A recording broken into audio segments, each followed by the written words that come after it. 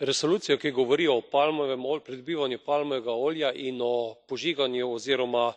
krčenju deževnih gozdov, sem podprl, saj v prvi vrsti opozarja na okoljski vidik, kajti krčenje gozdov ima zelo velik vpliv na biodiverziteto,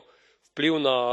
toplogredne pline preko požiganja, in zavedati se moramo, da je bilo v Indoneziji in Maleziji izkrčenih že za te namene toliko gozdov, kot je gozdov v Avstriji. Se pravi, gre za velik obseg in prav je, da na to opozorimo.